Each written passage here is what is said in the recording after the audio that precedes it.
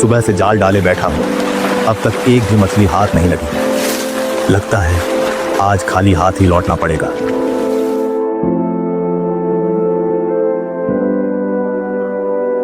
कनकपुर नामक राज्य के एक छोटे से गांव में किशन नाम का एक गरीब मछुआरा रहता था।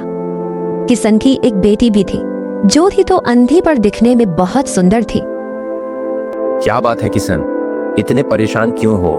क्या हो गया? क्या बात है बताओ। अब क्या बताऊं काका, आप तो जानते ही हो, गौरी की माँ के जाने के बाद से गौरी की सारी जिम्मेदारी अब मेरे ऊपर आ गई है। और अब गौरी बड़ी हो गई है, लेकिन क्या कहे, उसके अंधे होने के कारण उससे कोई शादी ही नहीं करना चाहता। अब तुम ही बताओ, ऐसे में मैं करूं तो क्या करूं? किशन तुम चिंता मत करो, ऊपर वाला हमेशा हमारी परीक्षा लेता है।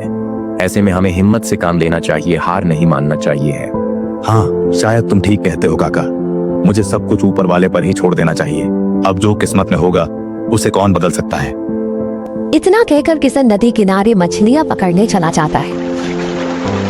ए ऊपर वाले, मेरी बेटी की किस्मत का दरवाजा तू ही खोल। ये कहकर किशन मछली पकड़ने लगता है। धीरे धीरे शाम होने लगी। किशन के जाल में थोड़ी बहुत ही मछलियां फंसी हुई थी। आज तो इतनी कम मछलियां हाथ आई हैं, इन्हें बेचकर तो केवल एक समय का ही खाना बन सकता है। ये सोचते हुए किशन मछलियां बेचने बाजार जाता है। मछलियां ले लो, मछलियां, ताजी ताजी मछलियां ले लो, अभी अभी लेकर आया हूँ, ले लो, ताजी ताजी मछलियां ले लो। किशन मछलियां बेचकर वापस अपने घर चला आता है। घर पहुंचकर उसने देखा कि गौरी चेहरे में उदासी लिए बाहर बैठी थी। गौरी बेटी, मैं घर आ गया। पिताजी आप आ गए? आपने आज आने में बहुत देर कर दी। आपको तो पता है ना, मैं अकेले कहीं आज जा नहीं सकती हूँ। अरे बेटा, वो क्या है ना कि आज मछलियां हाथ ही नहीं आ रही थी, इसीलिए थोड़ा देर हो गई। तू चिंता मत कर, कल से तू भी मेरे साथ चलना। इस तरह ना तुझे मेरी चिंता रहेगी और ना मुझे तेरी चिंता रहेगी। क्यों बेटा? हाँ पिताजी, यह ठीक रहेगा।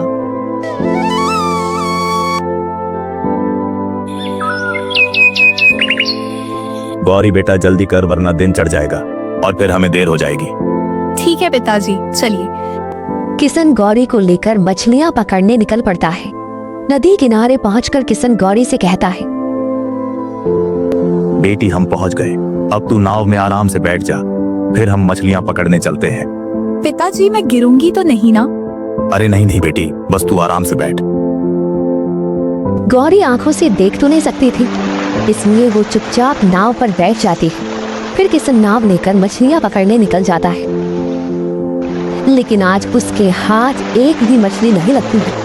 आज तो एक भी मछली हाथ नहीं है। पिछले कई दिनों से मेरे साथ यही हो रहा है, मछलियां आती ही नहीं है। अगर ऐसा ही चलता रहा तो मैं और मेरी बेटी तो दोनों भूखे मर जाएंगे। किशन यह सोच ही रहा था कि तभी वहाँ किशोर नाम का एक दूसरा मछुआरा अपनी नाव लेकर किशन के पास आता है।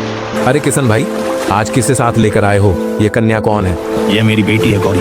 अच्छा, ये तुम्हारी बेटी है जो अंधी है ना? हाँ, वैसे खूबसूरती में तो ऊपर वाले ने कोई कमी नहीं की है, बस लगता है आंखें देना भूल गया।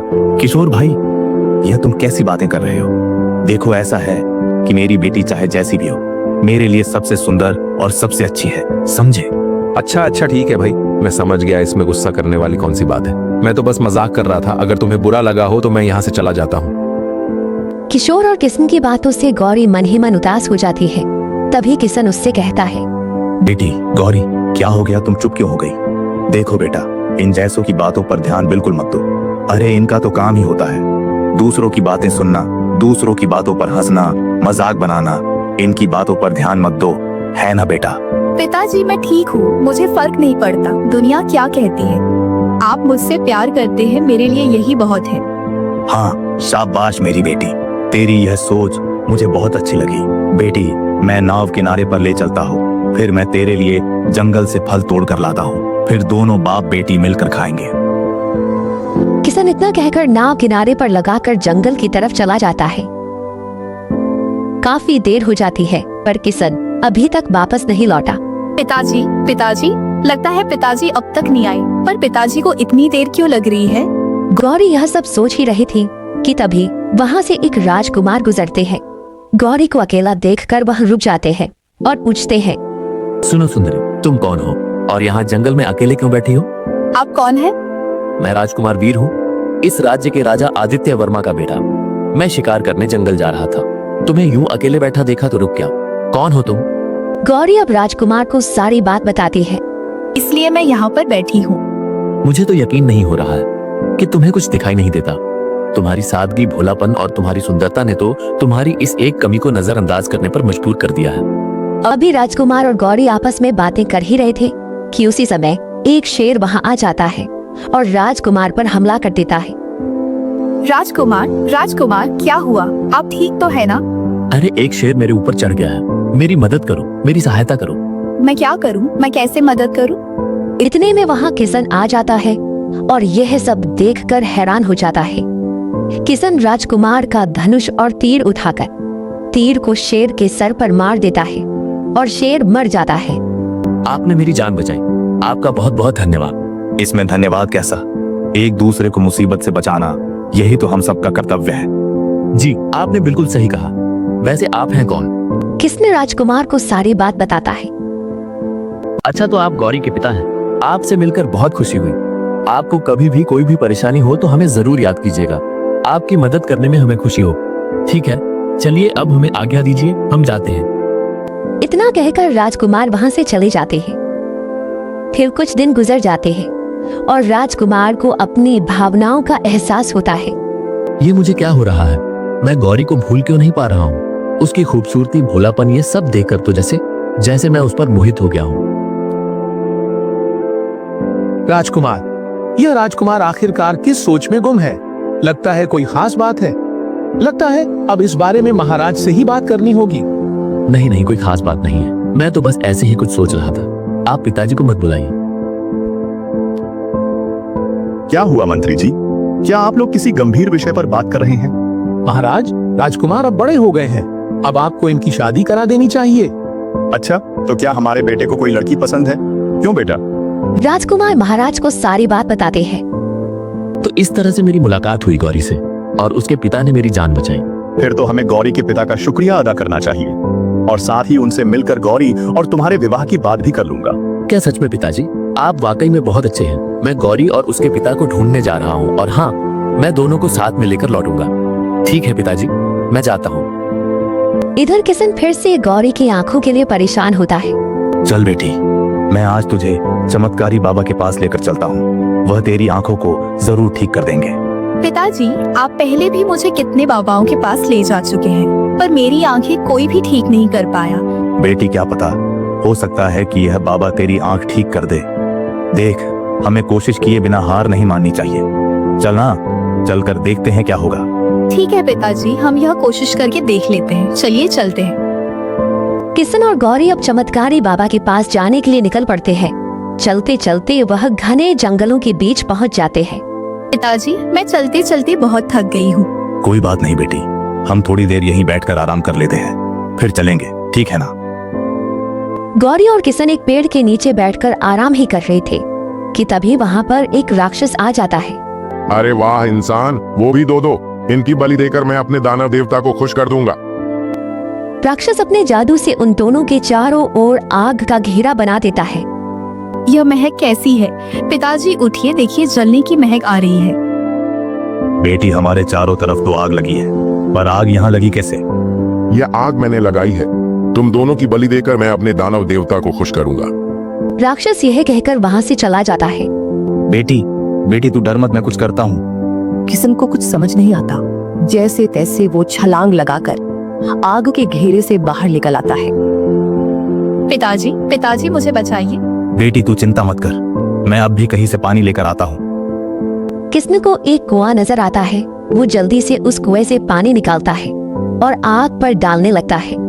धीरे धीरे करके आग बुझ जाती है। बेटी तू ठीक तो है ना?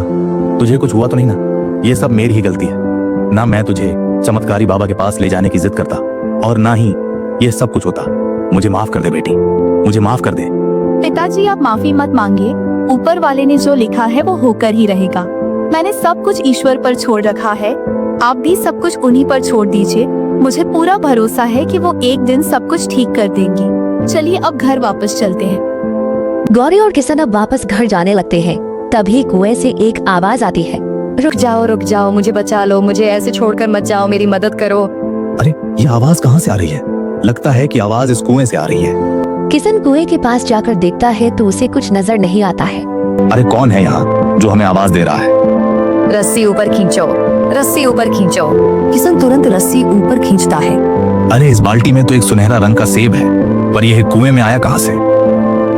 तभी उस सेब से आवाज आती है। मैं एक परी हूँ। मैं जब इस जंगल में घूम रही थी तभी एक राक्षस ने मुझे पकड़ लिया और अपने मायावी जादू से मुझे इस सुनहरे सेब में कैद कर दिया ताकि बाद में वो मेरी बलि दे सके। तो अब तुम इस सेब से कैसे बाहर आओगी? अगर कोई एक इंसान बिना छुए बिना देखे सेब को खा ले तो राक्षस का जादू टूट जाएगा और मैं आजाद हो जाऊंगी। किशन कुछ क्षण सोचता रहा, फिर बोला, बिना छुए बिना देखे कोई भला कैसे खा सकता है? ये तो असंभव है। तभी गौरी किशन से बोली, पिताजी, मैं समझ गई हूँ इसका जादू कैसे तोड़ना है। आप इस सेब को उठाकर मुझे खिलाइए। लेकिन बेटी शर्त के अनुसार तो। पिताजी सब ठीक होगा, बस जैसा मैंने कहा है आप वैसा कीजिए।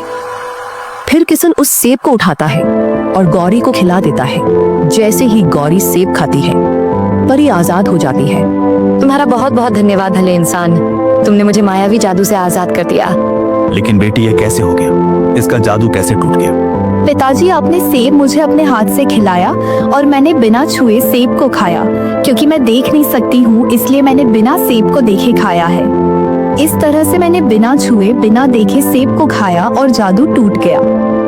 तुम्हारा धन्यवाद कन्या, तुमने मुझे इस जादू से आजाद किया है, इसलिए तुम मुझसे कोई एक इच्छा मांग सकती हो। परी जी, मेरी तो बस एक ही इच्छा है। मैं अपनी आंखों से दुनिया देखना चाहती हूँ। क्या आप मेरी आंखों को ठीक कर सकती हैं? ठीक है, मैं तुम्हारी इच्छा जरूर पूरी करूंगी।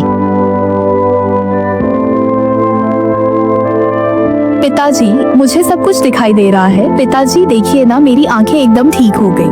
अरे अरे परी जी, आपका बहुत बहुत शुक्रिया। आपने मेरे जीवन भर की चिंता को एक पल में छू मंत्र कर दिया। मैं कैसे आपका धन्यवाद करूं? बहुत बहुत धन्यवाद परी, आप सच में बहुत अच्छी हैं। देखा पिताजी, मैं कहती थी ना कि आप सब कुछ ऊपर वाले पर छोड़ दीजिए, वह सब ठीक कर देगा। और आज देखिए, ऊपर वाले ने परी के रूप में मेरी आंखें ठीक कर दी। गौरी बेटी, तू बिल्कुल ठीक कह रही है। अगर ईश्वर पर सच्चा विश्वास किया जाए तो वह खाली नहीं जाता है। हाँ, विश्वास एक बहुत बड़ी ताकत है। ऊपर वाले ने हम सबको धरती पर एक दूसरे पर विश्वास करके एक दूसरे की मदद करने और अच्छे कर्म करने के लिए ही भेजा है। परी यह कहकर अब आसमान में उड़ती हुई गायब हो जाती है। दूसरी ओर राजकुमार गौरी को ढूंढते हुए उसी जंगल में पहुंच जाते हैं। इतनी देर से मैं गौरी की तलाश कर रहा हूँ, पर अब तक तो उसका कोई पता ही नहीं चला। आखिरकार वह रहती कहाँ होगी? राजकुमार यह सब सोच ही रहे थे कि तभी रास्ते में उन्हें किशन और गौरी मिल जाते हैं। अरे गौरी, मैं कब से तुम्हें ढूंढ रहा था। अच्छा हुआ जो तुम मुझे मिल गई। अरे राजकुमार, आप यहाँ सब कुछ ठीक तो है ना? हाँ, सब कुछ ठीक है। मैं आप दोनों को ही ढूंढ रहा था। देखिए, मैं आपसे कुछ कहना चाहता हूँ। मुझे आपकी बेटी गौरी बहुत पसंद है। क्या आप अपनी बेटी का विवाह मुझसे करेंगे? लेकिन राजकुमार, मेरी बेटी तो अंधी है। क्या आप एक अंधी लड़की से शादी करेंगे?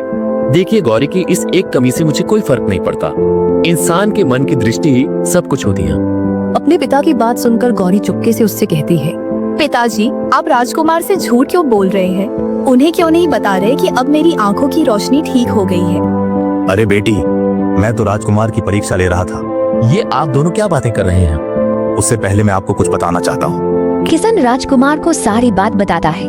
क्या सच में गौरी की आंखों की रोशनी ठीक हो गई? अरे वाह, ये तो बहुत ही अच्छी बात है। हाँ राजकुमार, मैं तो बस आपकी परीक्षा ले रहा था। देखना चाहता था कि आप मेरी बेटी की कमी के साथ उसे अपनाते हैं या फिर नहीं, क्योंकि जीवन केवल ऊपरी दिखावे या सुंदरता से नहीं चलता, बल्कि एक दूसरे की कमियों को भी अपनाना पड़ता है। हाँ, ये बात आप ठीक कह रहे हैं। मैं सच कहूँ तो मुझे गौरी की अच्छाई, इसकी सादगी, इसका भोलापन ही बहुत पसंद आया। अगर इसकी आंखें वापस ना भी आती तो भी मैं गौरी से ही विवाह करता और हमेशा इसे प्रेम करता। अब राजा राजकुमार और गौरी की धूमधाम से शादी करा देते हैं और दोनों खुशी खुशी राजमहल में एक साथ रहने लगते हैं। इंसान अपने तन की सुंदरता से नहीं बल्कि मन की सुंदर से अच्छा बनता है।